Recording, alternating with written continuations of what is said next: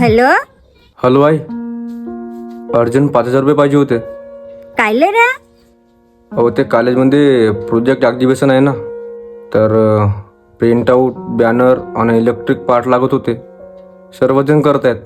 मी जर नाही गेलो तर मागेच राहून जाईन.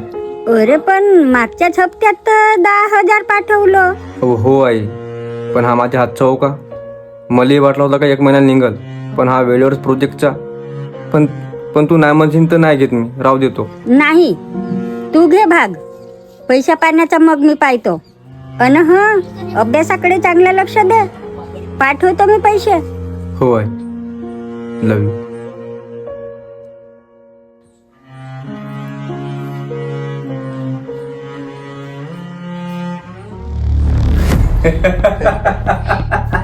Yes.